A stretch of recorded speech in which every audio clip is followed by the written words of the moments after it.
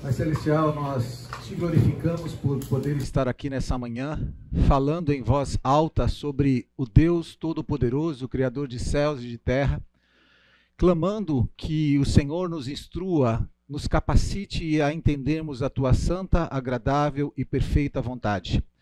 Nada temos em nós mesmos, Senhor Deus, que não venha de ti. Ajuda-nos, por favor, a ter um coração aberto para que a tua palavra seja plantada como boa semente e cresça. Ajuda-nos, ó Deus Todo-Poderoso, a entender uma mente que é inescrutável como é a tua. Através do teu Espírito Santo, permita-nos alinharmos e entendermos aquilo que o Senhor quer que entendamos e aceitarmos com fé aquilo que não conseguimos entender pela nossa incapacidade e limitação. Em nome de Jesus Cristo nós oramos. Amém. Queridos, nós na semana passada fizemos um monte de provocações, né? Essas provocações elas precisam ser respondidas passo a passo. Mas efetivamente, antes de a gente começar a responder essas provocações, a gente tem que sempre realinhar as expectativas para não ter frustrações, né? Se a gente não faz isso, você acaba sempre comprando um programa. Isso é muito comum acontecer. Você compra um programa, um curso, estou falando de comprar nesse caso, tá?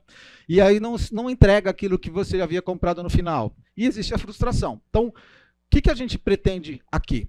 A gente pretende conversar sobre um assunto que já teve 17 séculos de discussões. E se teve 17 séculos de discussões e não chegaram a um certo senso comum, não seremos nós quem em 600 minutos, numa aula de escola bíblica dominical, que vamos fechar consenso em relação a isso. Não tem como, tá? E a gente pretende ver o seguinte, o que está escrito na Bíblia? Quando a gente fala sobre o que está escrito na Bíblia, obrigatoriamente passa por nós aquelas dúvidas. Será que é isso que realmente a Bíblia diz?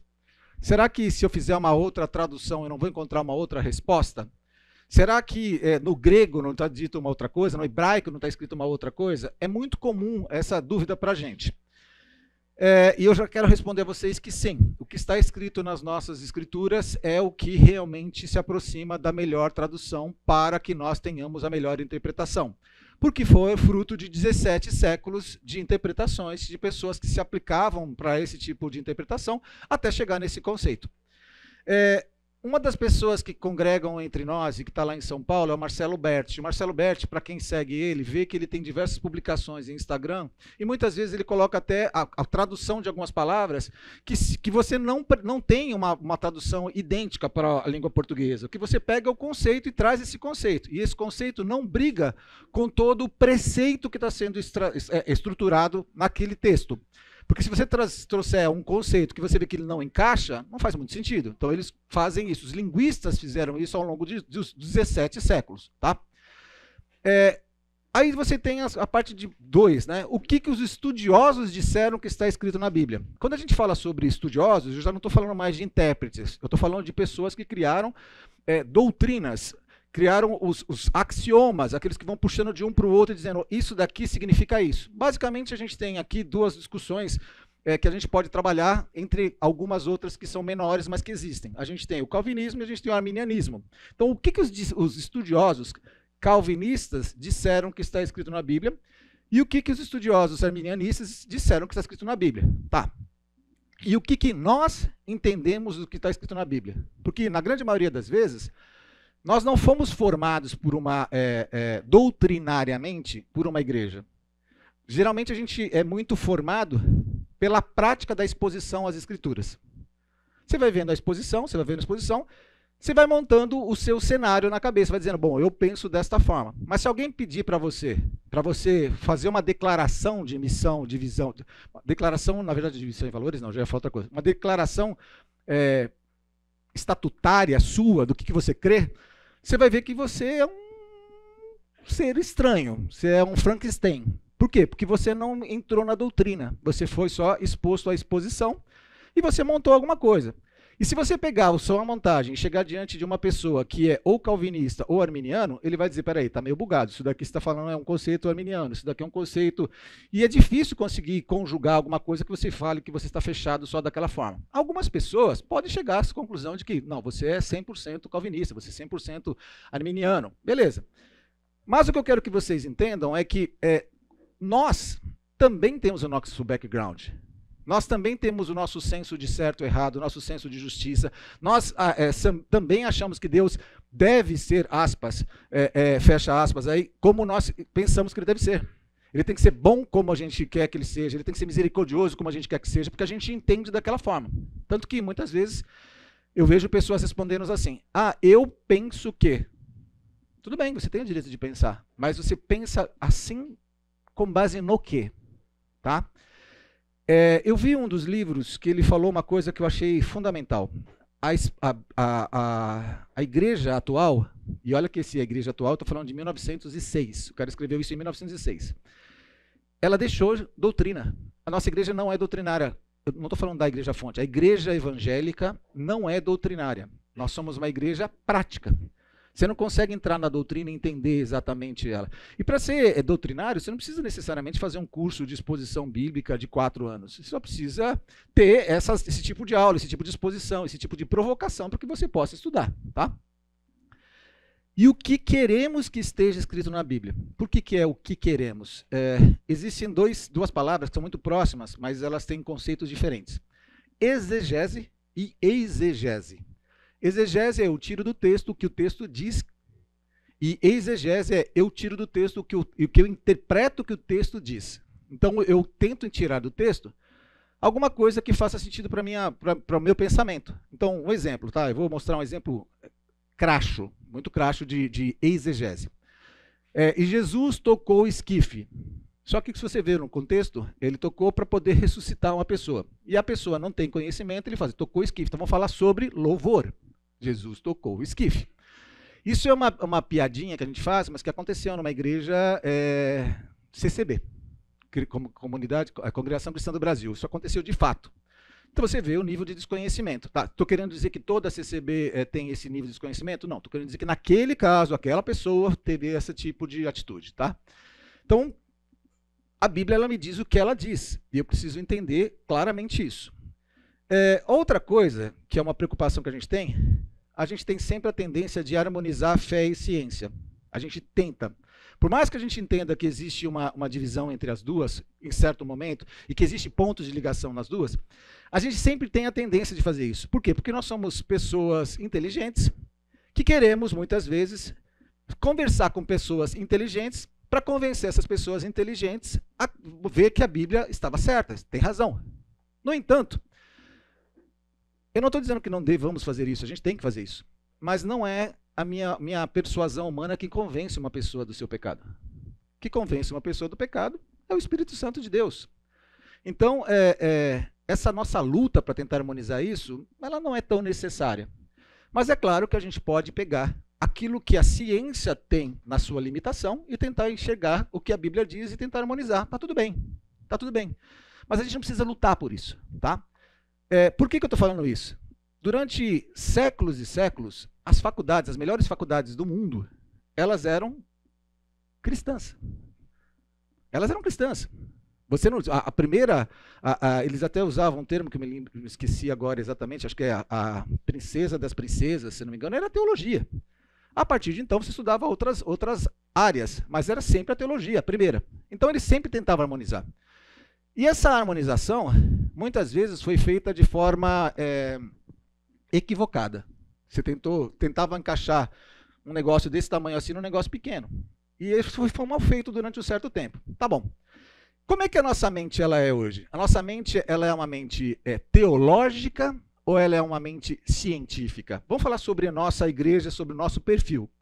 Eu acho que a gente tende a ser mais científico, certo? Nós tendemos a ser mais científicos, mas nós somos teológicos. Vamos tentar harmonizar isso cientificamente? Eu creio em um Deus que são 3. Eu creio num Deus que é atemporal. Eu creio num Deus que criou todas as coisas. Cientificamente é difícil eu conseguir colocar isso. Eu creio num Deus que enviou o seu único filho para morrer por mim na cruz do Calvário, morreu na cruz, ascendeu aos céus, e ele voltará, porque ele enviou o Espírito Santo dele, que está na terra, dentro de mim, porque eu criei nele, e um dia ele voltará para arrebatar a sua igreja. E aí, explica para mim cientificamente. É duro, né? Então, É assim, essa harmonia é muito difícil a gente fazer, mas a gente precisa ter esses pensamentos aqui. Ó. Existem métodos científicos e métodos teológicos. Quando você fala, uma coisa até para vocês, essa aula ela vai ser um pouquinho mais densa do ponto de vista de leitura, porque não tem como, tá? Não dá para colocar só bullets e a gente começar a explicar, porque senão vamos perder muito mais do que a gente lê junto. Então vai ser uma aula, essa especificamente, um pouco mais densa, essa e a outra. Depois ela vai ficar mais leve, tá? Porque tem conceitos aqui dentro. Então vamos lá. Os métodos científicos, eu vou ler para você, porque você não sabe ler, né? E os métodos teológicos são duas abordagens distintas para a busca do conhecimento e a compreensão do mundo, cada um com seus próprios objetivos, pressupostos e métodos. Vamos lá, objetivo principal, método científico, embaixo, né? No 1. Primeira coisa que você procura no método científico ou no método teológico é qual é o objetivo principal. Então vamos lá, no método científico, o principal objetivo dos métodos científicos é compreender e explicar fenômenos naturais e observáveis no mundo físico. Isso já morreu, né, para a gente do teológico. A ciência busca explicar como as coisas funcionam e prever eventos futuros com base em evidências empíricas e observáveis. Quer dizer, eu estou vendo aquilo se repetir, eu quero entender por que aquilo acontece do ponto de vista científico e eu quero replicar isso, eu quero repetir isso várias vezes. Aí nós temos, e o teológico? Métodos teológicos são usados para a exploração e compreensão de questões religiosas e espirituais, incluindo a natureza de Deus, a moralidade, o propósito da vida e outros temas que estão além do alcance da observação e experimentação puramente naturais. Você já está vendo que tem uma diferença grande entre os objetivos principais. O que mais? Pressupostos. No método científico, a ciência opera com base no pressuposto de que o mundo natural é governado por leis físicas, consistentes e que essas leis podem ser descobertas por meio de observação, medição, experimentação e análise lógica. A metodologia científica enfatiza a objetividade e reproducibilidade e verificabilidade. Trava-língua. Diferente do cristianismo. A teologia parte do pressuposto de que existem realidades espirituais e transcendentais que não podem ser plenamente compreendidas ou testadas pelos métodos científicos tradicionais. Os teólogos muitas vezes começam com pressupostos religiosos, crenças e textos sagrados com base para suas investigações. Então você já está falando de formas totalmente diferentes de você medir. Beleza. Fontes de autoridade. Qual é a fonte de autoridade dos métodos científicos? A autoridade da ciência baseia-se em evidência empírica e na validação por meio de métodos científicos. Revisão por pares desempenha um papel fundamental na validação da pesquisa científica. No método teológico, a autoridade teológica muitas vezes deriva de fontes religiosas, como escrituras sagradas, tradição religiosa, ensinamentos de líderes religiosos e reflexão filosófica. A fé e a revelação religiosa também são consideradas fontes de autoridade. Então, você está falando de uma coisa que você consegue reproduzir, que você pode comprovar, para uma coisa que você está falando de não dá, não tem como. Além da base que você está utilizando, não é uma base única. Você pode ter vários interferentes ali que você chega a um conceito totalmente diferente do outro. Continua. Métodos de investigação científico. Envolvem observação, coleta de dados, formulação de hipóteses, experimentação, análise quantitativa, interpretação dos resultados, e a ciência busca uma compreensão baseada em evidências verificáveis e testáveis. Nos métodos teológicos, eles incluem a interpretação de textos religiosos, filosofia da religião, reflexão teológica e hermenêutica, retirar do texto o que o texto diz. Para eu fazer hermenêutica, vamos lá, só um apêndice aqui rapidinho. Hermenêutica eu preciso fazer, eu tenho que fazer primeiro aquela ideia de o que alguém escreveu para alguém. Essa irmãzinha escreveu para essa irmãzinha, ok? Essa irmãzinha, ela sabe que essa irmãzinha aqui, ela não tem o background de conhecimento de mundo que ela tem. Então, se ela falar da forma como ela está acostumada, ela não vai entender nada. Se ela falar assim, ó cão vil acéfalo, como ousa magabar da minha alta prosopopeia? Se for humilde ignorância, eu perdoo, pois senão dar-te-ei com minha espada, reduzindo sua cabeça a milésima parte de um quarto. Hã? Ela falou em português. Ela entendeu, ó cão vil acéfalo. Ela falou, tá, o que quer dizer isso? Ó cachorro sem cabeça. Como ousa magabar da minha alta prosopopeia? Como é que você ousa desconfiar, você brigar, você chacotar de quem sou eu, do meu conhecimento, né? Se for humilde ignorância, eu perdoo. Se for ignorância, eu perdoo. Isso daí ela entendeu. Pois senão, dar-te-ei com minha espada, reduzindo a sua cabeça a milésima parte de um quarto. Nada. Não é mais fácil falar assim, ó, cachorra sem cabeça, se você pintar aqui, eu vou arrancar você na peixeira e vou rasgar você, deixar você no chão estribuchando. Acabou. Ela entendeu. O que a hermenêutica faz? A hermenêutica ela entende que alguém escreveu para alguém. Então você tem que fazer os abismos culturais. Você tem que ir lá e entender primeiro. Qual era a mentalidade de quem escreveu? Qual era a mentalidade de quem recebeu isso daí? Qual era o background de quem escreveu e qual era o background de quem ia receber a carta? As duas pessoas tinham inteligência de comunicação. E aí você tem que voltar e fazer um monte de considerações para que você consiga pegar o texto da forma como o texto quis dizer realmente. Se nós não fizermos isso, meu amigo, esquece. Você vai ter um monte de problema acontecendo. Tem várias preleções que eu ouço todos os dias. Tem cadeira aqui na frente, tá? Tem 2 cadeiras aqui na frente, se alguém precisar. Aqui tem 2. Tem 2 cadeiras, tem uma cadeira ali também. Isso é tão gostoso pro professor. Não, tem cadeira ali, tem cadeira ali. Você sente, né? Ali tem cadeira, né? Me sinto. E aí você tem que fazer isso. Você tem que estudar para você retirar do texto o que o texto realmente quer dizer, tá? Vocês balançam a cabeça sempre assim. Os da frente tem que ajudar, falar isso, para motivar o professor. Tá certo, entendeu? Ou senão, se você vê que eu estou indo pro caminho errado, você faz assim.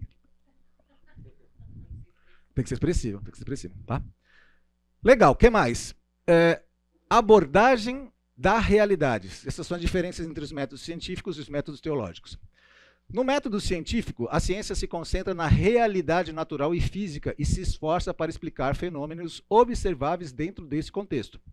Nos métodos teológicos, a teologia lida com questões que envolvem realidades espirituais, divindade, moralidade, propósito, frequentemente além do alcance das observações puramente naturais. É importante ressaltar que tanto a ciência como a teologia são campos legítimos de estudo, mas operam em esferas diferentes com abordagens distintas. Só tá aí já para mim já é suficiente, beleza? Tá. Por que eu estou falando tudo isso para você? Por causa disso aqui. Se você pegou esse slide no que a gente deixou disponível lá para vocês no Google Drive, vocês vão perceber que dogmas e doutrinas eles estavam embaixo dos 5 pontos do calvinismo ou dos 5 pontos do arminianismo, tá? Porque o assunto ele foi construído com base em dogmas e doutrinas, tá? E aí você fala, bom, legal, a gente já conversou agora que a metodologia científica era de um jeito, que a metodologia teológica é de outro jeito. E o que tem a ver isso? Tem a ver com, acabei de dizer para você, que as faculdades elas eram cristãs, elas eram teológicas. Então o pensamento de harmonização era um pensamento teológico, não era um pensamento basicamente científico. Tanto que quando começava no ciência, começava a conflitar, um batia com o outro, ok? Alguém diz assim, não, mas eles eram harmonizados. Não, eles não eram harmonizados perfeitamente. Eles forçavam até que houvesse alguma harmonização. Não era tão simples assim. Tanto que muitos deles deixaram de ser cristãos. Se você foi para a Itália, você já viu onde foi queimado lá como é que é o nome dele? Eu não lembro o nome do cara. Enfim, tem um italiano lá que foi queimado, eu fui embaixo dele, e o pessoal tira foto achando que é maravilhoso lá. Giordano Bruno, tá? Não é assim. O camarada, ele disse, saiu um pouquinho, fogo nele. Era assim que funcionava, tá? Agora, o que é importante desse slide? Isso é importante para você entender o que a gente vai fazer no estudo completo dessas próximas aulas. Nós vamos trabalhar os 5 pontos do calvinismo e os 5 pontos do arminianismo. Hoje a gente vai falar sobre calvinismo. Talvez nós não cheguemos no final, porque eu fiz um volume que não tem finalização. É conforme a aula for fluindo, a gente para ou não. Eu não construí todas as 8 aulas, porque isso vai ser de evolução conforme a gente conversou. Quais os temas que nós vamos estudar ao longo dessas próximas aulas? Alguns temas como teísmo processual. Se você for lá no Drive, você vai ver teísmo processual. Procura teísmo processual. Teísmo clássico. Vai lá e procura o que é teísmo clássico. Predestinação. Eu sei o que é, mas olha lá o que está dizendo da predestinação segundo o que a gente está usando como base. Presciência. Dá uma olhada nisso também. Aí nós vamos, com base nisso, vamos entrar no livre-arbítrio. A gente vai ver o que os 5 pontos do calvinismo falou, o que os 5 pontos do arminianismo falou, e a gente vai agora tentar acomodar isso dentro do livre-arbítrio. No livre-arbítrio, a gente vai ter decreto divino, desejo divino, vontade decretiva, vontade permissiva, contracausal, causal, incompatibilismo, compatibilismo, fatalismo, indeterminismo e determinismo. E chegar no finalzinho aqui embaixo, você vai falar, eu penso desta forma. Entendeu? E você vai dizer para qualquer pessoa que tenha o mínimo de conhecimento, que você vai falar para ele assim, com relação a tal coisa, eu penso deste jeito. Com relação a tal coisa, eu penso desse jeito. Ou, se você tiver a sorte de ter chegado à conclusão, você vai dizer, eu penso cabalmente dessa forma. Ou eu penso cabalmente dessa forma. Tudo bem. Mas o que é legal é que você não precisa ser de direita ou de esquerda. A gente não está falando de política. Ok? Você pode ser uma coisa e outra. E ver se isso está harmonizado dentro da filosofia proposta pela igreja que você frequenta. Não tem sentido você pensar de um jeito e frequentar uma igreja que não está se encaixando com você, certo? Beleza. O que é dogma e o que é doutrina? Vamos lá. Como vocês não sabem ler, eu vou ler para vocês de novo. Dogma e doutrina, algum jurista hoje entre nós? Advogado, juiz? Não? Tá, vamos lá. Eu sempre pergunto, porque o cara, peraí, eu não do direito, então já falo, explica pra gente antes que, né? Vamos lá. É denso, mas eu vou ler rápido também. Uma doutrina teológica, no contexto da teologia, é uma crença ou conjunto de crenças que constituem uma parte essencial do sistema de fé e ensinamento de uma tradição religiosa ou grupo religioso específico. As doutrinas teológicas são fundamentais para a compreensão da fé e da religião e podem abranger uma variedade de tópicos e questões religiosas. Aqui estão alguns elementos-chave que definem uma doutrina teológica. Para aí um pouquinho só. A doutrina é um determinado tema que ela é desenvolvida com diversos subtemas embaixo dela. E os subtemas não podem conflitar com o tema principal. É uma explicação muito pequena de um assunto muito amplo, mas é o que cabe para essa aula, tá? Então, quais são os subtemas? Crenças fundamentais. As doutrinas teológicas geralmente abordam crenças fundamentais sobre Deus, a natureza da divindade, o propósito da vida, o pecado, a salvação e outros temas centrais da religião. Se você não acredita em 3 seres que compõem um único Deus, se você não acredita que Jesus é o Filho de Deus enviado na terra, encarnado, que morreu sem pecado algum, sacrificialmente, vicariamente por você, nós temos um problema seríssimo. São doutrinas fundamentais. Se você não consegue entender que a Bíblia é a única regra de fé e de prática, nós temos problemas fundamentais. E você não tem ideia do quanto isso, ao longo desses 17 séculos, 20 séculos, rompeu igrejas, quebrou instituições, fez com que pessoas fossem mortas. Então, é importante essas doutrinas. O que eu já estou falando para você? Existem doutrinas que são fundamentais e existem doutrinas que não são tão fundamentais. Algumas doutrinas não pode haver choque. Não pode. Outras doutrinas, você pode até ter interpretações diferentes. Exemplo de doutrinas que podem ter interpretações diferentes. Nós vamos ser arrebatados. Primeiro, todos cremos no arrebatamento? Cremos. Nós vamos ser arrebatados antes da tribulação, portanto, somos pré-tribulacionistas. Vamos ser arrebatados no meio da tribulação, portanto, somos mesotribulacionistas. Ou vamos ser arrebatados pós-tribulação, portanto, somos pós-tribulacionistas. O que é tribulação, gente? Segundo a interpretação de alguns teólogos, não tem também ninguém que possa cravar isso, é um período, possivelmente de 7 anos, está vendo que eu estou usando a palavra possivelmente, de 7 anos, onde o anticristo vai estar reinando sobre a terra. Por 3 anos e meio, segundo algumas interpretações escatológicas, teológicas, vai haver um tempo de bonança, o cara vai conseguir gerenciar a terra de um jeito que vai ficar show de bola. Os recursos vão ser gerenciáveis. E por 3 anos e meio ele começa a perseguição da igreja, a perseguição dos santos. Aí é a interpretação de cada um que precisa entender o que vai acontecer. Eu prefiro, por questão de ser mais confortável, ser pré-tribulacionista. Mas,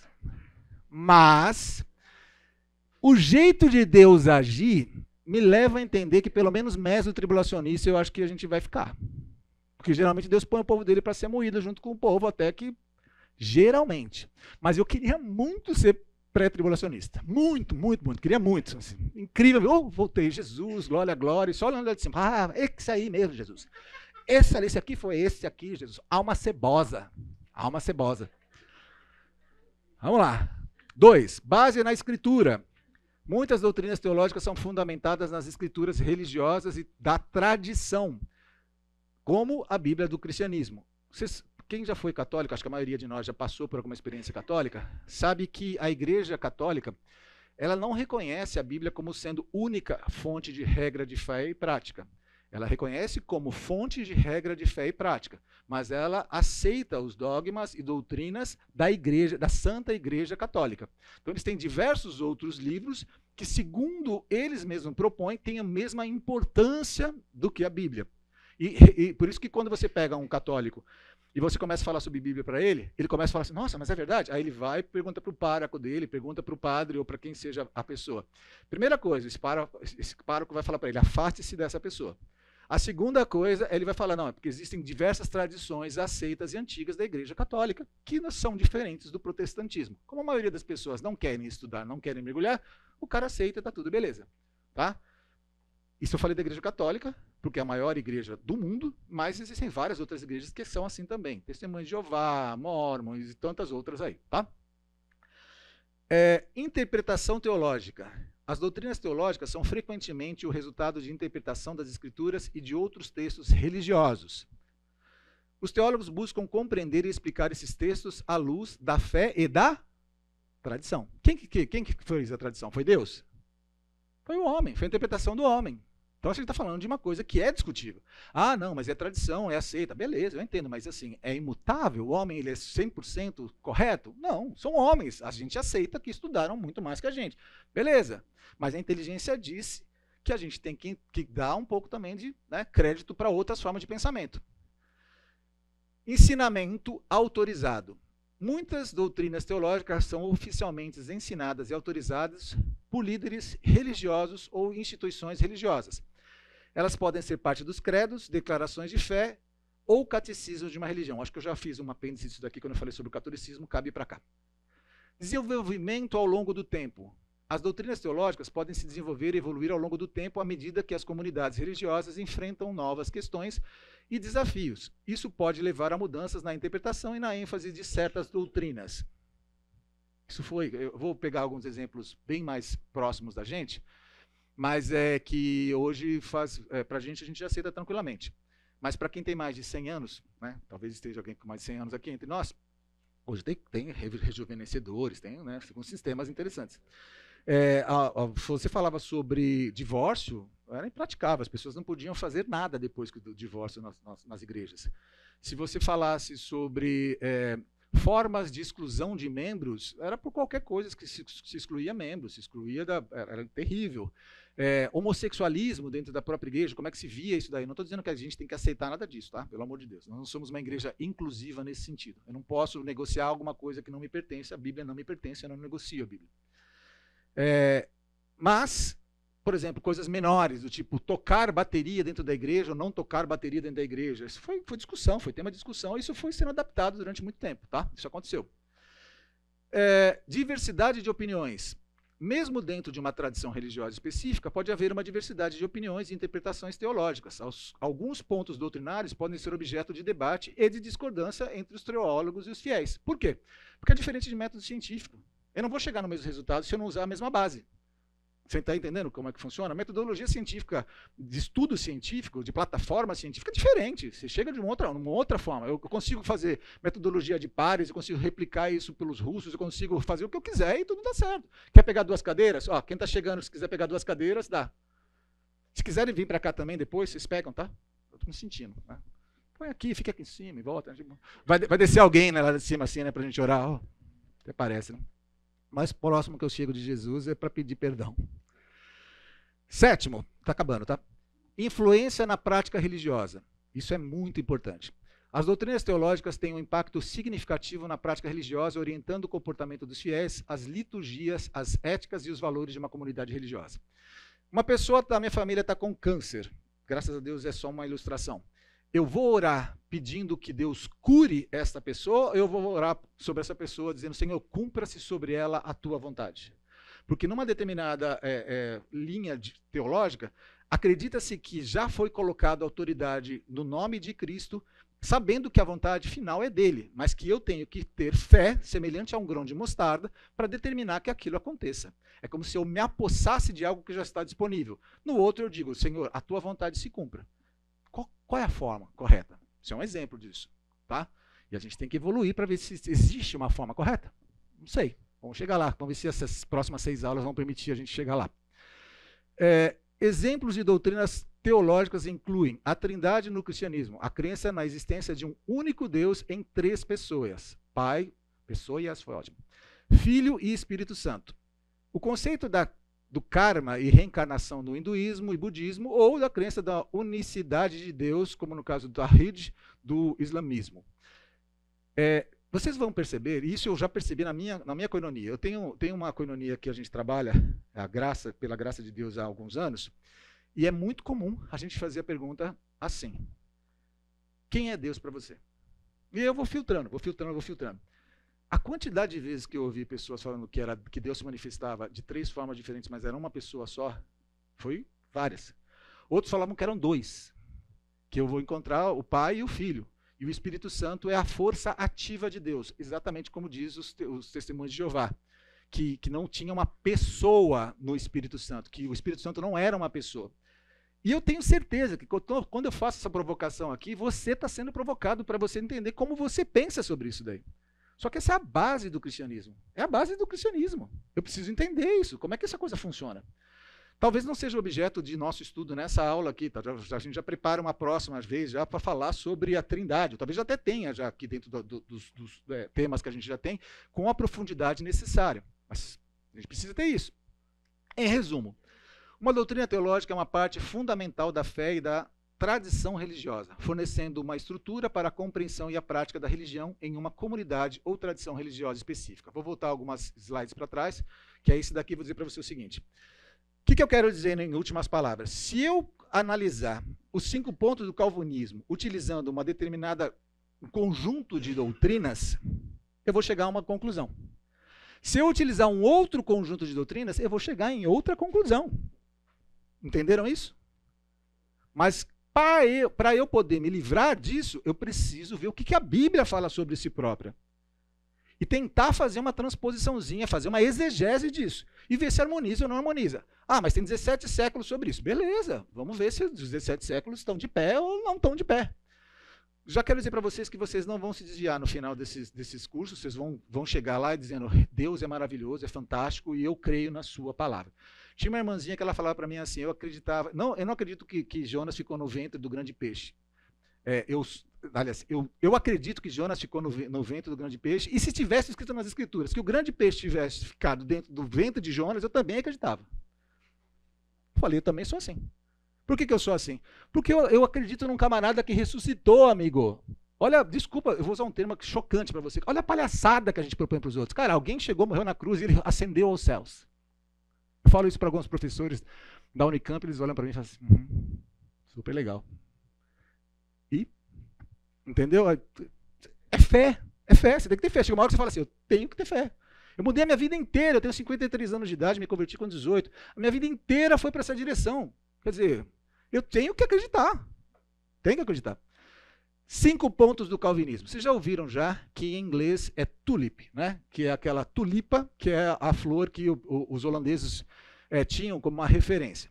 Eu vou pegar aqui ela em português, até porque o meu inglês vai fazer os nossos amigos ali chorarem, né? Então, é isso. Vamos lá. 5 pontos do calvinismo. A gente vai ver todos os 5 agora, vamos ler, e depois a gente vai trabalhar um a um. Beleza? Tá, vamos lá. Depravação total. Isso se refere à crença de que, como resultado do pecado original, a natureza humana está completamente corrompida e incapaz de escolher o bem ou buscar a Deus por conta própria. Portanto, os seres humanos não têm capacidade de escolher a salvação por mérito próprio. Eleição incondicional. Esse ponto ensina que Deus, em sua sabedoria, escolheu livremente salvar algumas pessoas antes da fundação do mundo, sem considerar qualquer mérito ou ação humana. A eleição é incondicional, o que significa que não depende das escolhas ou das obras das pessoas. Expiação limitada ou expiação definida. Esse ponto afirma que a morte sacrificial de Jesus Cristo na cruz tinha a intenção específica de redimir os eleitos de Deus. Portanto, a expiação de Cristo é limitada àqueles que Deus escolheu salvar. Ele não morreu por todos, ele morreu pelos eleitos.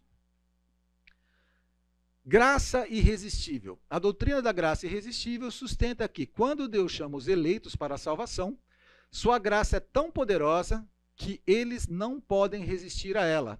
Em outras palavras, aqueles que são escolhidos por Deus inevitavelmente responderão à sua chamada e serão salvos. Perseverança dos santos. Esse ponto ensina que os eleitos de Deus perseverarão na fé até o fim e não perderão sua salvação. Aqueles que genuinamente pertencem a Deus continuarão a viver em obediência e fé até o fim de suas vidas. Esses 5 pontos foram formalizados pela primeira vez no Sínodo de Dort, ou Sínodo de, não vou saber falar essa palavra, Dort, deve ser isso, né? Em 1618 e 1619, como uma resposta à teologia arminiana, que enfatiza a liberdade de escolha humana e a resistência à doutrina da predestinação. O Sínodo de Dort concluiu que os ensinamentos calvinistas eram consistentes com as Escrituras e rejeitou as visões arminianas. Eu tenho certeza que você já viu tudo isso. Mas quando a gente começar a abrir cada um deles, você vai falar, eu não penso exatamente assim. Mas você não era calvinista? Você não é calvinista fechado? Ou pode ser também que a gente tenha que entender. Eu poderia aqui, como um professor, e muitos aqui são professores, conduzir vocês fora da neutralidade laborativa, já colocando o meu preceito para que você chegue à mesma conclusão que eu, tá? Não vou fazer isso, eu vou tentar não fazer isso, tá bom? Eu vou tentar não fazer isso, porque você vai falar, ele é arminianista. Será? Ele é calvinista. É calvinista? Será? Será que eu não sei? A gente vai ter que chegar a conclusões juntos, e você vai discordar de mim, e espero que você discorde de mim, só que você precisa ter um pensamento que tenha defesa, tá?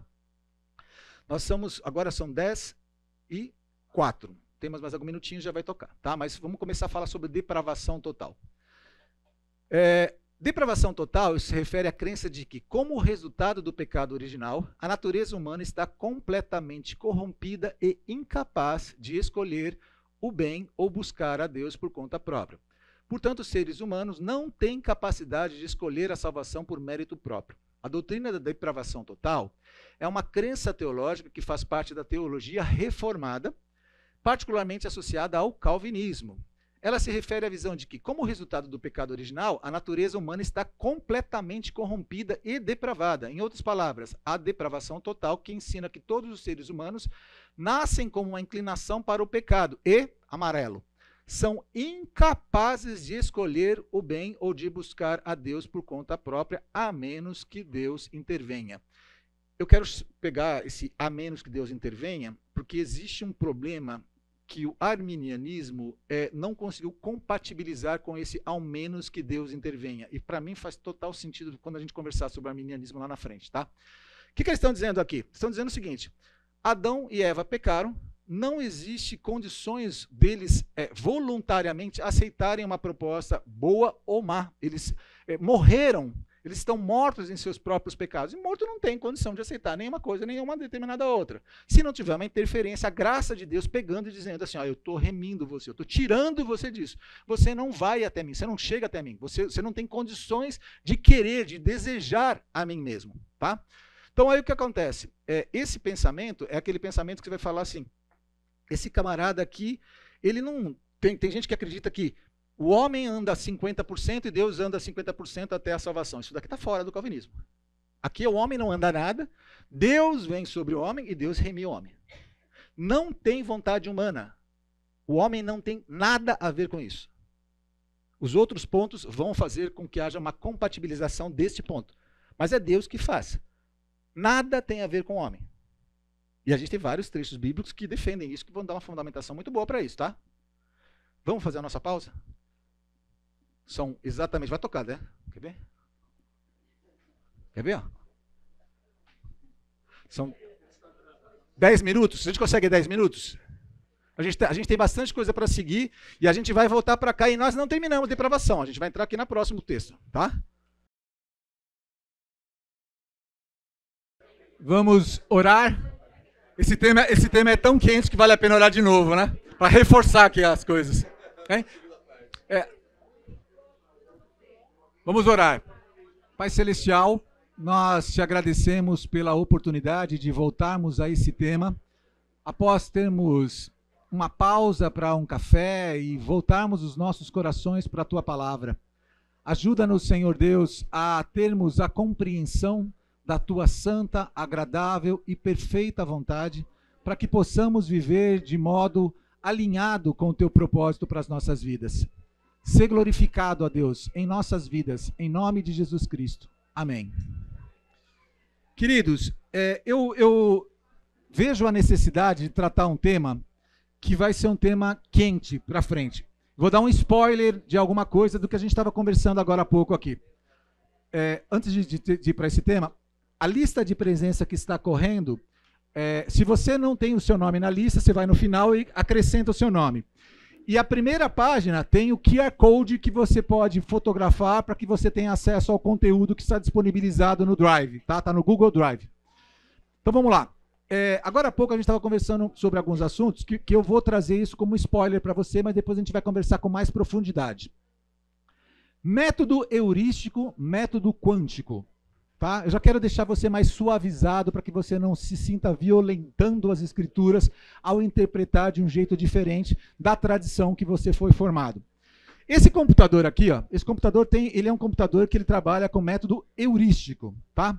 O que significa isso? Se eu de repente estou processando, eu peço para fazer um cálculo específico de engenharia, por exemplo, que eu vou construir uma ponte, e aí eu estou pedindo um cálculo, ele vai me dar, vai processar a informação e me dar um determinado número.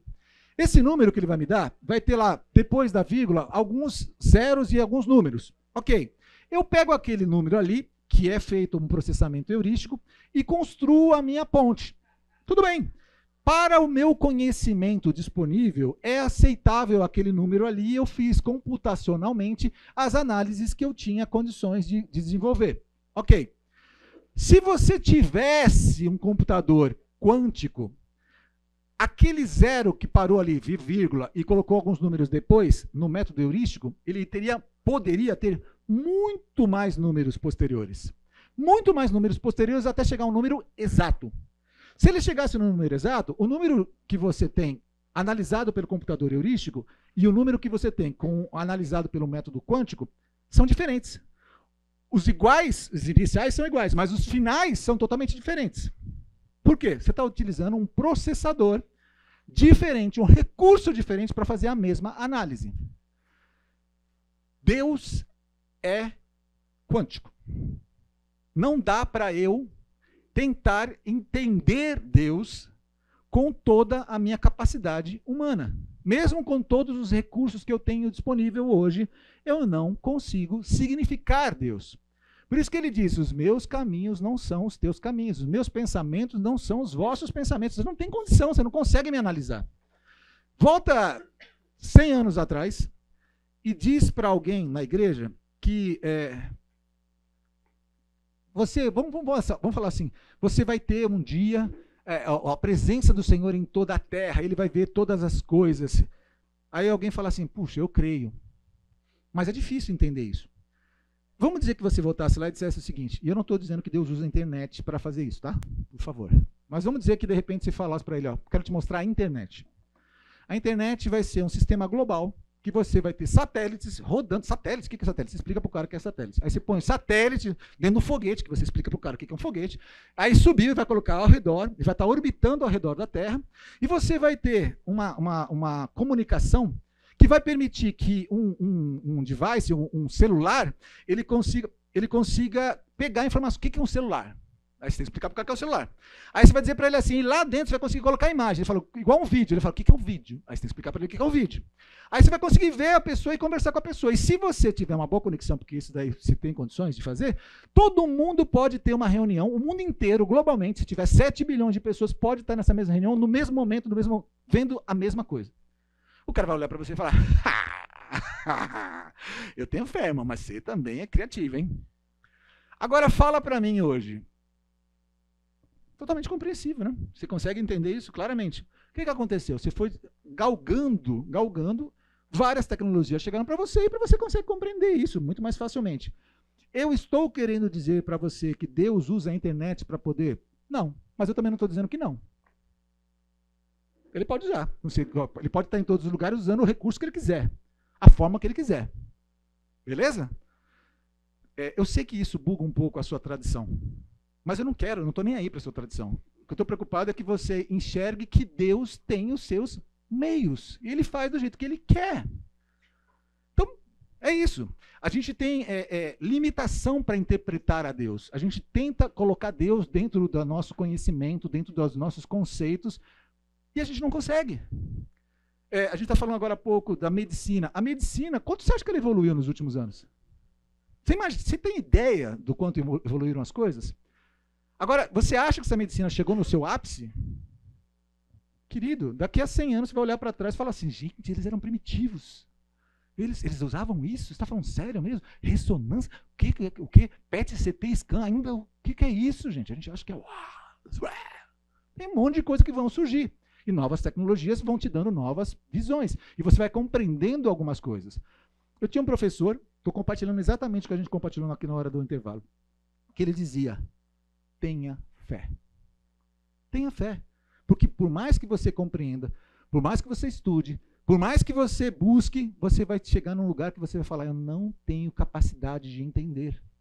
Eu tenho um filho, hoje está com 27 anos de idade, estávamos no Rio Grande do Sul, ele tinha 2 anos de idade, 2 anos e meio mais ou menos, eu vinha com um carro, na época aquele Astra, lembra daquele Astra? Tinha até assim, atrás aquele negocinho, falavam que era o carro do Batman, que era preto o carro. A criançada gostava, ele entrava, eu punha ele no meu colo, e ele dirigia o meu carro da entrada do condomínio até o estacionamento da minha casa. E assim, toda vez que eu chegava de viagem, era assim que eu procedia. Ele já me esperava exatamente naquele lugar. Um belo dia, coloquei ele no assento dele de criança, minha esposa do meu lado, a gente estava viajando, não lembro para onde, mas no Rio Grande do Sul. E aí ele falou, papai, deixa eu dirigir. Aí eu falei para ele, não. E ele começou a chorar. E aí ele falou, a conversa que a gente teve, aquilo para mim foi como o americano gosta de usar esse termo, né? Epifania. Aquele momento que sabe assim, eu falei, gente, sou eu com Deus. Eu falei para ele, não. Ele falou, mas você não me ama. Você não me ama, você não me deixa dirigir. Como é que eu consigo explicar para uma criança de 2 anos e meio que ela está numa autoestrada, que ela não sabe dirigir, que aquilo que acontece é só uma representação, só porque eu controlo todas as coisas, mas ela tem a sensação de que ela está dirigindo, e que aquilo acontece no condomínio, num ambiente controlado, e ali não tem a menor condição. Eu tive que responder para ele, eu te amo. E é por eu te amar que eu não estou deixando você dirigir. Você captou a mensagem? Você entendeu o negócio? Não tem como, a gente não tem condição de medir isso daí. Tem uma hora que você fala assim, eu não estou entendendo nada. E vou contar um negócio para você. Pode ser que você não entenda nunca, mas ele sabe o que faz. E a metodologia dele é quântica. E você nunca vai conseguir medir a Deus. Por isso que você fala assim, não dá, porque se fizer isso daqui vai incompatibilizar com aquilo. Você está utilizando a sua métrica para colocar Deus dentro de uma caixa. Deus é Deus, ele está fora da tua caixa, ele está fora do teu ambiente, ele está fora das influências que você tem. Ele não está no nosso planeta, ele também está no nosso planeta. As interferências que a gente tem físicas, as interferências que a gente tem planetárias, não estão incorrendo em relação ao próprio Deus. O conhecimento que a gente tem da relação do tempo e espaço, ela é limitadíssima com relação ao que é a relação tempo e espaço. Entende isso? Por mais conhecimento que nós tenhamos, estamos limitados dentro de um tempo. Ele está fora desse tempo. Então, por que eu tento limitar a Deus com uma doutrina que seja totalmente controlada, se Deus é incontrolável? Por questão de organização, por questão de metodologia, a gente faz isso como seres humanos. Mas como cristãos, a gente tem que entender, eu não sei o nome dele, mas eu sei que ele me curou. Jesus encontrou um endemoniado gadareno. Libertou o endemoniado gadareno. O endemoniado gadareno começou a acompanhar ele, quis andar com ele. Ele falou, vai, faz um curso teológico, vai para o Sinédrio, estuda bastante, depois você vai pregar o evangelho. Certo? Errado. Ele falou para o camarada, vai, e fala para os outros o que o Senhor fez por você. Por que ele fez isso? Porque a melhor testemunho do mundo é dizer, cara, eu andava pelado, eu andava com miríades de demônios sobre a minha vida. Deus fez isso na minha vida. E quantas pessoas você acha que foram salvas através do testemunho desse camarada? Entende o ponto? a gente já teria pego o carro e falado, opa, como assim? Primeiro, põe uma roupa. Segundo, você está falando o nome de quem? Você está maluco? Vem cá. Vem para o Sinédrio, que você vai estudar um pouco. Vai estudar primeiro aqui. Aí você começa a encaixar o cara. Vai encaixando. Você tenta falar, você tem que ficar desse jeito. É assim que você tem que ser. Eu não sou anarquista, tá, senhores? Não sou anarquista. Mas eu só quero dizer para vocês, tira Deus da caixa. Tá? E vamos continuar, senão daqui a pouco a gente vai fazer uma rebelião aqui. Rebelião é coisa de Satanás, estou fora. Vamos lá. Depravação total. Incapacidade humana. A depravação total afirma que os seres humanos não têm a capacidade de, por si mesmos, escolher Deus, buscar a justiça ou tomar decisões espirituais corretas. Isso ocorre porque a natureza humana está manchada pelo pecado desde o nascimento. Vocês estão entendendo que tudo isso daqui está dizendo depravação total. Esse camarada não fez nada. Você nunca aceitou a Cristo. Silêncio. Porque se você aceitou a Cristo, foi você que tomou a decisão para aceitar a Cristo. Foi Cristo que aceitou você. Foi Cristo que buscou você. Foi Cristo que trabalhou sobre a sua vida. De que forma ele fez isso? Vamos lá. Isso ocorre porque a natureza humana está manchada pelo pecado desde o nascimento. Herança do pecado original. A doutrina da depravação total está ligada à crença de que todos os seres humanos herdam a natureza pecaminosa de Adão e Eva devido ao pecado original. Portanto, o pecado é transmitido de geração em geração. Não temos nenhum problema com isso. Necessidade da graça. A depravação total destaca a necessidade da graça de Deus para a salvação. Ela afirma que Deus deve agir soberanamente para regenerar o coração humano e capacitá-lo a crer e se voltar para Deus. Nenhum problema em relação a isso. Predestinação e eleição. Essa doutrina está relacionada à crença calvinista na eleição incondicional, que ensina que Deus escolheu soberanamente quem será salvo. Os eleitos são aqueles a quem Deus eficazmente regenera e leva à fé. O que ele está dizendo aqui, então? Ele está falando, nada foi feito pelo homem, tudo foi feito por Deus, ele elegeu essa pessoa para ser salva antes de todas as coisas serem criadas, e ele resgatou essa pessoa, tudo tranquilo. O problema, como diria um pedreiro que uma vez trabalhou em casa, o problema, senhor Rony, é que se ele elegeu pessoas para a salvação, ele elegeu pessoas também para a queda. Tudo bem se a gente entender que a bola é dele e o jogo é dele, ele faz do jeito que ele quiser. Estou muito tranquilo com relação a isso, estou mais tranquilo ainda porque eu sou um dos eleitos. Tá? Tá tudo bem. Incapacidade total, mas não absoluta. É importante notar que a depravação total, como ensinada pelo calvinismo, não significa que as pessoas são tão más quanto poderiam ser em todos os aspectos. Em vez disso, significa que todos os aspectos da vida humana estão afetados pelo pecado, incluindo a mente, a vontade e o coração. Zero problema com relação a isso. Essa doutrina é uma das características distintivas da teologia reformada e é frequentemente contrastada com visões teológicas que enfatizam mais o papel do livre-arbítrio humano na salvação. A depravação total destaca a necessidade da graça divina na salvação e ressalta a soberania de Deus na obra de redenção. Só quero fazer um apêndice em relação ao arminianismo. O arminianismo teve pessoas que refutaram isso, dizendo que a graça de Deus era uma atitude humana, que aí sim buscava a graça de Deus. Mas a graça de Deus, mesmo para o arminianista, ele entende que sem a graça a pessoa não consegue ser salva, não é uma questão humana. Ninguém pode fazer por obras. As pessoas têm que buscar a graça de Deus. A graça de Deus é necessária também para o arminianismo. E o calvinista duro, ele coloca como se o arminianista não pensasse dessa forma, o que é uma inverdade. O arminianista pensa que é necessário a graça, que não é por meio de obras, mas que o homem, ele chega diante de Deus e o próprio Deus dá a condição a ele de ele poder aceitar a Cristo, porque ele entende que quem convence um pecador do pecado é o Espírito Santo de Deus, ok? Só estou mostrando para você que o arminianismo não é tão bicho feio como a gente acha que ele é, tá? A gente vai enxergar.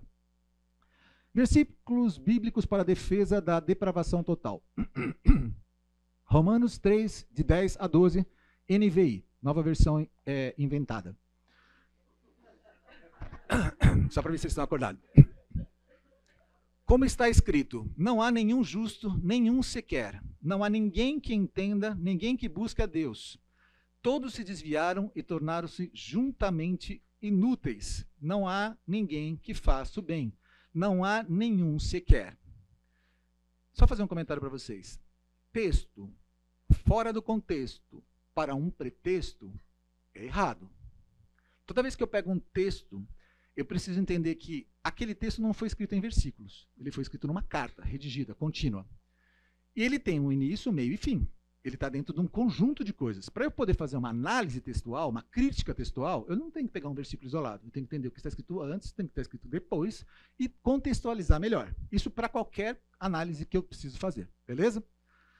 Porque se eu pegar uma coisa só, eu consigo deitar com algumas irmãs, eu consigo achar que a Santa Ceia... Tem um monte de coisa errada aí. Tem um monte de coisa. Vamos lá. Esses versículos enfatizam que não há ninguém que seja naturalmente justo ou que busque a Deus, indicando a depravação da humanidade. Algum trecho das Escrituras usou a palavra depravação total da humanidade? Será que já usou? Vou fazer uma pergunta para vocês, que é uma provocação de um teólogo também. Eu tenho uma Bíblia aqui nas minhas mãos. Ela é grossa. Pelo tamanho dela, ela poderia ser mais fina. Ela poderia ser maior ainda, poderia ser. Mas ela é grossa. Não é grossa? 66 livros tem nela. Livros do Velho Testamento, Novo Testamento. E a gente entende que foi uma coautoria, que Deus ele instruiu pessoas para que aquilo fosse escrito. E a gente entende que houveram todos os concílios para que isso fosse harmonizado, nós tivéssemos o cânon e tivéssemos esses livros nas nossas mãos num compêndio. Todo mundo por aí, beleza? Ok. O que impediu Deus de ditar um versículo a mais? Um capítulo a mais? Um livro a mais? Ele não quis. Ele simplesmente entendeu que não precisava. Ok? Por que eu estou fazendo esse comentário com você? Porque existem algumas interpretações que elas inferem o que o texto não disse. E para harmonizar as doutrinas, eles tentam inferir. Mas se Deus não diz, é porque não precisa ser dito. Isso daqui vai fazer sentido conforme a gente for evoluindo, você vai perceber assim, mas nunca foi dito isso daí. Tá, mas as pessoas acham. Tem algumas coisas que a gente traz para a nossa tradição que você não vê na Bíblia. Ah, mas é porque eu interpreto, tá, mas se Deus quisesse, estaria lá, não teria... É só escrever uma linha a mais. Ou Deus foi a bocejada que ele deu aquela hora, falou, não, para um pouquinho que eu estou cansado. Não precisa escrever isso aqui não. Né? Fica isso para você, tá? Romanos 3, 23. Pois todos pecaram e estão destituídos da glória de Deus. Esse versículo afirma que todos pecaram e estão privados da glória de Deus, destacando a condição pecaminosa da humanidade. Efésios 3, 1 a 3. Esse daqui é matador. Ele os vivificou, na verdade é vivificador, né? Você entendeu a brincadeira, não? Ele os vivificou, que estavam mortos em suas transgressões e pecados, nos quais antigamente vocês andavam conforme o curso deste mundo. Conforme o príncipe da potestade do ar, o espírito que agora está atuando nos que vivem na desobediência. Antigamente, todos nós vivíamos entre eles, satisfazendo as vontades da nossa carne, segundo os seus desejos e pensamentos. Esses versículos descrevem os crentes como anteriormente mortos em transgressões e pecados, nenhum problema com relação a isso, seguindo os desejos da carne, nenhum problema sobre isso, o que ressalta a depravação humana. Tudo bem, depravação humana não tem nenhum problema sobre isso. Você está falando de depravação total, de não conseguir nem chegar próximo de Deus. Jeremias 17, 9, pegamos do Velho Testamento. Enganoso é o coração, mais que todas as coisas, e desesperadamente corrupto. Quem o conhecerá? Nenhum problema, né? A gente entende isso daí também tranquilo. Esse versículo destaca a natureza enganosa e corrupta do coração humano. Gênesis 6, 5. O Senhor viu que a perversidade do homem tinha aumentado na terra e que toda a inclinação dos pensamentos do seu coração era sempre e somente para o mal. Esse versículo ilustra como a tendência natural dos pensamentos humanos é para o mal. Tudo bem.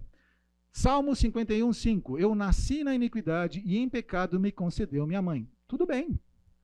O Salmo 51, 5 diz, reconhece a natureza pecaminosa desde o nascimento. Gente, o que eu estou tentando mostrar para vocês, e assim, a gente pode pegar vários outros textos, isso daqui não são todos os textos que defendem o pensamento da depravação total, tá? Mas vocês vão perceber que tem uma ginástica forte para você conseguir colocar esse tema como sendo desse jeito.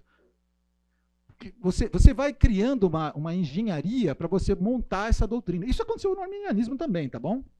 Isso também aconteceu. Por quê? Porque são métodos heurísticos com metodologias utilizadas pelos homens, com base científica em alguns momentos, com bases teológicas no outro, utilizando interferentes para poder fazer as interpretações, e depois, já que ele criou tudo, ele precisa fechar. Sabe aquele momento que você começa a fazer uma redação de faculdade? Você faz a redação, chega no final, você fala, como é que eu fecho isso aqui? Aí você fala, foi assim. Beleza, pronto, tomou pau, né? Você tem que fazer... Não é assim, você tem que fechar o negócio, você tem que terminar o negócio, é exatamente a mesma coisa. Chega uma hora que você fala, não, isso tem que fazer sentido, então vamos buscar texto, aí começa a buscar. Tem algumas preleções que você já participou em outras igrejas, graças a Deus, porque aqui a gente tem uma base muito forte, estou falando sério, não brincadeira, é que o camarada está pregando uma coisa, ele traz um versículo, você fala, mas esse versículo não fala sobre isso não acho que está errado. Mas aí o cara começa a dar um monte de versículo, você fala, cara, não tem nada a ver com a coisa. Que não tem nada a ver. Então você fala, peraí, tem alguma coisa errada aí nessa história. O camarada ele cria um texto com bases que... Você já viu um monte disso acontecendo já. Vídeos hoje em dia, você tem um monte disso. E eu te digo o seguinte, na doutrina também. Os caras deram uma esforçada boa para poder colocar. Mas são 1.700 anos. E eu sou Zé Ruela, que estou falando para você na escola bíblica de adultos. Então, com certeza, óbvio que os caras de 17 séculos são mais espertos. Mas a gente está sendo inteligente o suficiente para fazer uma crítica. A gente não está desconsiderando o que está dizendo. A gente está dizendo, ó, vamos criticar, vamos olhar um pouquinho, vamos, né, considerar um pouco assim, que os nossos irmãozinhos do lado de lá também podem estar um pouquinho certo, a gente pode estar um pouco errado, pode ser que a gente tenha mais uma misturinha, né? Vamos lá, vamos ver. Além da depravação total, a gente tem a eleição incondicional. O que é a eleição incondicional?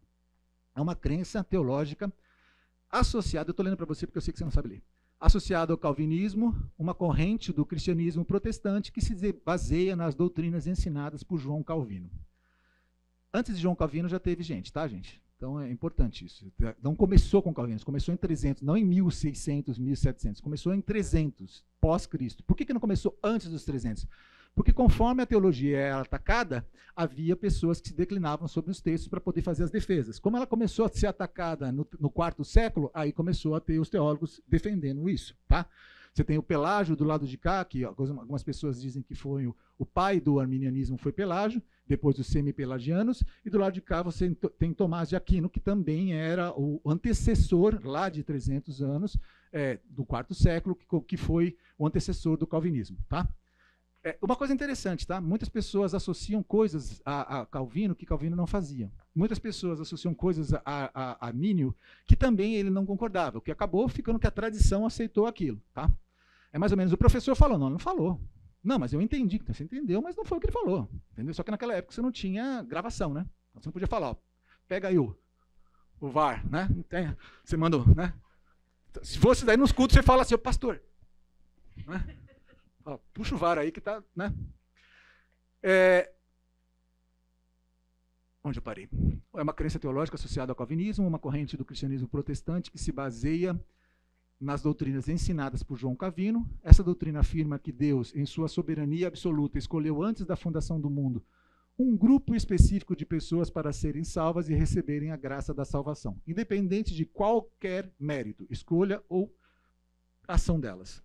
Deus escolheu essas pessoas antes mesmo de criar essas pessoas.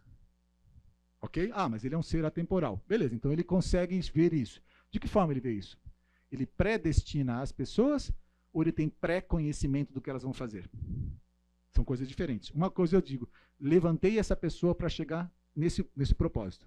A outra, estou fora do tempo, estou vendo o que está acontecendo, e aí eu digo, vou interferir com ele porque eu sei que ele vai me aceitar. São duas coisas diferentes, que vão bugar vocês. Aqui estão alguns aspectos fundamentais da doutrina da eleição incondicional. Soberania de Deus. A eleição incondicional reflete a crença na soberania absoluta de Deus sobre todas as coisas, incluindo a salvação. Deus escolhe quem será salvo com base em seu próprio propósito e vontade, sem depender de qualquer mérito humano. Ele faz porque ele faz. Só falar o que eu falei na aula passada para pessoas que estão vindo pela primeira vez. Supremo Tribunal Federal Brasileiro. Não estamos no mérito da questão de se eles são bons, ruins, errados, certos, ok? Ele é o último órgão de competência no Brasil. Não existe ninguém acima deles no Brasil. O que eles determinam é conclusivo. Entende? Por isso que eles chamam Supremo Tribunal Federal. Existem algumas formas que você pode trabalhar, mas essas formas vão voltar de novo para o Supremo Tribunal Federal, que é o que está acontecendo exatamente agora, porque eles legislaram sobre algumas coisas E por terem legislado sobre algumas coisas, o Senado brasileiro está dizendo, opa, isso daqui é o Senado que tem que fazer. São os deputados que tem que fazer, não são vocês. Mas, no final das contas, é um erro circular de, sabe esses de Excel, que dá erro circular, você precisa só corrigir um erro, porque vai acabar passando do mesmo jeito. É isso, eles só querem dar uma posicionada neles, dizendo, calma aí, alinha com a gente aqui antes de acontecer. Por que eu estou falando isso? Eu tenho certeza que nessa sala tem um monte de gente que não concorda com o Supremo. Mas você cumpre o que o Supremo determina. O soberano, a soberania, significa que você tem o controle absoluto de todas as coisas. E pode agir de duas formas. Uma, impondo forçosamente que a minha vontade se cumpra, ou deixando certa liberdade, impedindo que você faça alguma coisa que venha ao meu conhecimento de que essa coisa está sendo feita e eu ajo sobre isso.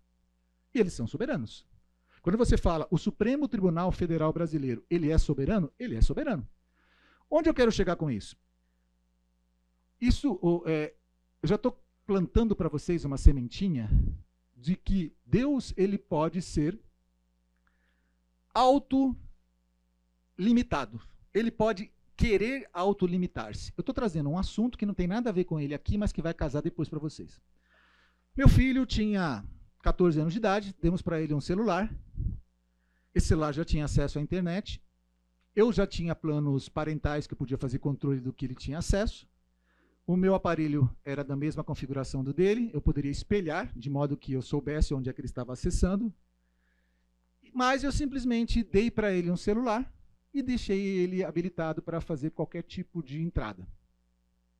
Se eu tivesse feito as habilitações para poder fazer o controle parental, e se pudesse fazer um espelhamento, eu, como pai, tendo um poder sobre ele, eu estava correto. Eu estou monitorando ele. Se eu dei o celular e dei a liberdade para ele poder fazer tudo aquilo, eu também estou correto. Ambos vão ter consequências e vão ter que ser trabalhadas. Quando as pessoas falam autodeterminação, quando Deus ele se autodeterminou, ele é ilimitado, mas ele deixou o computador sem nenhum tipo de controle e falou, faz. Ou ele já me deu tudo determinado, dizendo, faz aqui desse jeito, e você pode tentar fazer, mas você só vai fazer aquilo que eu quero. Foi mais ou menos aquele desafio que eu trouxe para você, que até a nossa irmã, que é escritora, falou. O Deus, ele não é eu usei a expressão, não é um romancista. Romancista é aquele que escreve uma novela que você tem que falar exatamente a frase que o autor escreveu para você. Então, tudo é determinado pelo autor. Tanto que se você fala uma frase errada, ele corta. Por quê? Porque ele entende que aquela frase tem que ser escrita daquela forma, repetida daquela forma, com aquela ênfase, para dar continuidade em tudo que ele propõe.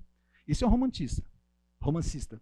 Será que Deus é um romancista? Será que tudo que nós fazemos está pré-determinado por Deus desta forma, ao ponto de que nós nos sentimos como se fossem marionetes de Deus? Não para as coisas simples, do tipo escolher uma comida ou não escolher uma comida, mas para as escolhas morais. Será que eu sou determinado por Deus para isso? Ou será que eu tenho liberdade para poder fazer? Deus poderia fazer as duas coisas. Eu, como pai, poderia colocar o meu filho com controle, mas eu abri mão desse meu direito. Porque eu entendi com a minha inteligência que aquilo me fazia mais sentido para que eu pudesse conduzir ele para ser a pessoa que ele é hoje. Eu, sendo heurístico, limitado pra caramba, tive essa inteligência. Será que Deus não pensou assim? Estou plantando para você agora uma coisinha diferente, tá? Que você pode refutar, que eu estou muito feliz para que você refute. Mas só estou dizendo, a soberania de Deus precisa ser melhor compreendida por nós. A gente precisa entender o que é a soberania de Deus. Deus pode ser soberano, e alguns teólogos colocam que ele pode se autolimitar. Eu estou dizendo que eu penso autolimitadamente? Já digo a você, não. Mas isso é uma possibilidade, tá? Você vai ter que estudar um pouquinho mais, inclusive nos conteúdos que tem lá, tem esse assunto sobre autolimitação. Eu tenho esses textos um pouco mais abertos para você poder estudar um pouco mais. Vamos lá.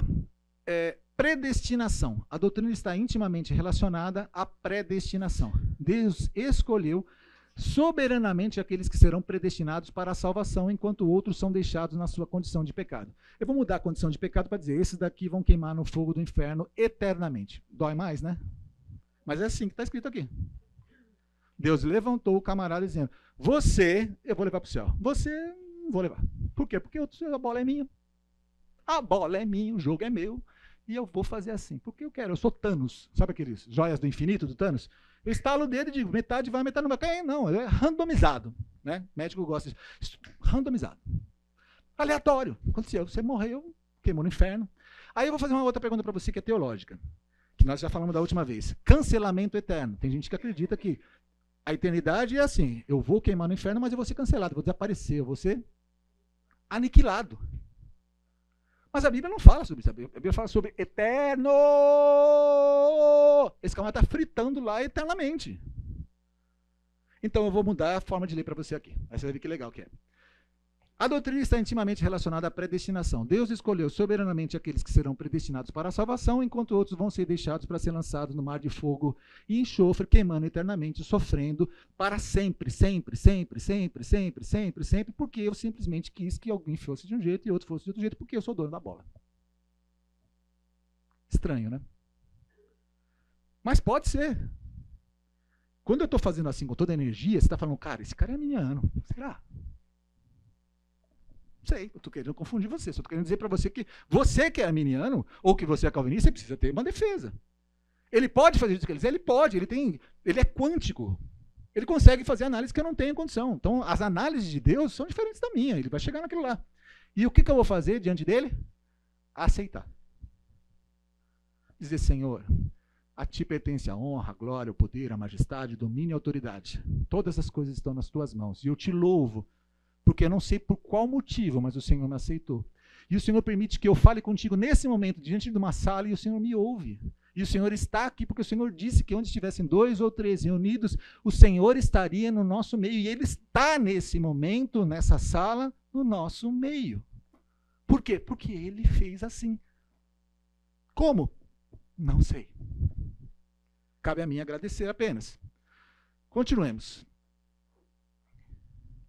Discernimento secreto de Deus, que é o que a gente já falou. De acordo com o calvinismo, o discernimento de quem é eleito e quem não é conhecido apenas por Deus, não pelos seres humanos. Portanto, os crentes não podem saber com certeza quem foi eleito. Redenção limitada. A eleição incondicional é frequentemente associada à doutrina da expiação limitada, que ensina que a obra redentora de Cristo se aplica apenas aos eleitos. Isso a gente vai ler depois, mas é mais ou menos assim. Cristo não morreu por todos. Cristo morreu pelos eleitos, porque o sangue de Cristo é tão poderoso que se ele morresse por todos, todos seriam salvos. É mais ou menos esse o pensamento. Não existe o sangue do Senhor, se ele tivesse morrido por toda a humanidade teria salva, estaria salva. Esse é o pensamento do calvinismo. Então ele morreu por quem? Pelos eleitos. Entende isso? O arminiano já crê que ele morreu por toda a humanidade, mas que o homem que acessar isso daqui tenha, em contrapartida, a expiação dos seus pecados. Essa é a diferença. Glória de Deus. O propósito final da eleição incondicional é a glória de Deus. Através da escolha soberana de Deus, sua graça é exaltada e sua soberania é manifesta. É mais ou menos assim. Eu sou o que sou. Eu sou. Como é que você vai dizer que é o meu nome? Eu sou. É isto. É importante observar que a doutrina da eleição incondicional é uma das áreas mais controversas da teologia cristã e frequentemente gera debate entre as várias tradições teológicas. Muitos cristãos discordam dessa crença, argumentando que ela é inconsistente com a ideia de livre-arbítrio humano, que é por isso que vocês estão aqui, né? Soberania de Deus e responsabilidade humana. Porque se pensa desse jeito, não tem muita responsabilidade humana, né? Até certo ponto. E com vontade de Deus de que todos sejam salvos. Como resultado, diferentes denominações e tradições cristãs têm visões variadas sobre essa doutrina e suas implicações. São 9 para as 11. Se você tiver criança para retirar e quiser buscar sua criança lá em cima, fica à vontade. Tá? A gente só vai terminar esse tema de eleição incondicional e vamos voltar na próxima aula. Tá? Já dizendo para vocês o que a gente vai estudar na próxima aula. A gente vai continuar falando sobre o calvinismo.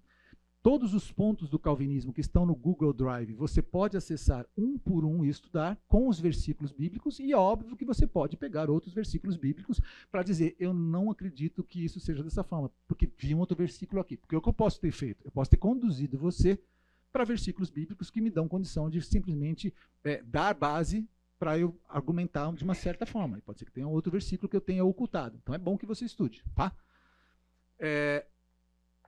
Efésios 1, 4 ao 5. Pois Deus nos escolheu nele antes da criação do mundo para sermos santos e irrepreensíveis em sua presença. Em amor nos predestinou para sermos adotados como filhos por meio de Jesus Cristo, conforme o bom propósito da sua vontade. Esse versículo enfatiza que Deus escolheu os crentes antes mesmo da criação do mundo, com base em seu propósito soberano. Vocês entenderam que está tudo tranquilo até aí, é só que você tem que entender que se ele fez isso, ele destinou pessoas para o inferno. Tá tudo beleza. Se você fechou isso dessa forma, tá tudo legal, tá? Romanos 9:11. Todavia, ainda que antes de os gêmeos nascerem, ou de praticarem o bem e o mal, a fim de que o propósito de Deus, conforme a eleição, permanecesse, não por obras, mas por aquele que chama. Está falando de quem aí? De quem? Fala alto. Isso aí. Alguém só falou só o Jacó. Esaú e Jacó. Quer dizer, o camarada não tem nem escolha. Deus já colocou e assim ia acontecer. Ou ele teve escolha porque Deus viu antes, né? Sei lá. Esse versículo destaca que a eleição divina não é baseada em obras, mas no propósito soberano de Deus. 2 Timóteo 1:9, ele nos salvou e nos chamou com uma santa vocação, não em virtude das nossas obras, mas por causa da sua própria determinação e graça. Essa graça nos foi dada em Cristo Jesus antes dos tempos eternos. E aqui eu vou terminar. Romanos 8:29, pois aqueles que de antemão conheceu, também os predestinou para serem conformes à imagem de seu Filho, a fim de que ele seja o primogênito entre muitos irmãos. Esse versículo associa a predestinação à presciência divina, indicando que Deus predestinou aqueles que ele conheceu de antemão. João 6,44, ninguém pode vir a mim a menos que o Pai que me enviou o atraia, e eu o ressuscitarei no último dia. Esse versículo sugere que a atração divina é necessária para que alguém venha a Jesus, enfatizando a iniciativa de Deus na salvação. Só um comentário importante. Essa tela, especificamente, ela é totalmente harmonizada pelo arminianismo. Apesar de que isso daqui se contrapõe ao arminianismo, é totalmente harmonizado, desde que você interprete como os arminianos eles interpretaram esses versículos. Tá? Próxima aula, nós vamos falar sobre expiação limitada, que é tipo assim, ele só morreu por aqueles que ele tinha já eleito. Ele já elegeu aquelas pessoas. Tá? O que é muito importante que nós façamos? Neutralidade laborativa. É quase impossível que nós tenhamos isso, porque a gente tem o nosso background. Então a gente pensa sempre a partir da nossa ótica. Mas tenta desarmar-se. Tenta se pegar e falar assim. Sabe quando você está conversando com o bolsonarista, ou quando você está conversando com o petista, que você faz. Eu vou te ouvir. Diz aí, conta para mim as suas coisas. E deixa o camarada falar e vai chegando às suas conclusões e vai vendo se faz sentido ou não. Mas ouve, desarme-se, tá bom? E você, o que a gente está fazendo aqui, a única finalidade é glorificar a Deus através de uma vida prática. O final das contas não é sermos teólogos, o final das contas é simplesmente ser o endemoniado gadareno. Como assim? Sendo grato a Deus. É sendo simplesmente adorar o Senhor, é entender que Ele mudou a minha vida e transformou a minha história. É isso que a gente precisa fazer no final das contas. É essa a finalidade. E de modo prático viver aceitando a vontade de Deus como absoluta, soberana e completa e entendendo como eu devo agir diante de algumas circunstâncias. É isso. É só isso que a gente precisa fazer. Tá bom? Queridos, eu sou sempre grato a Deus pela possibilidade de ter você nessa sala.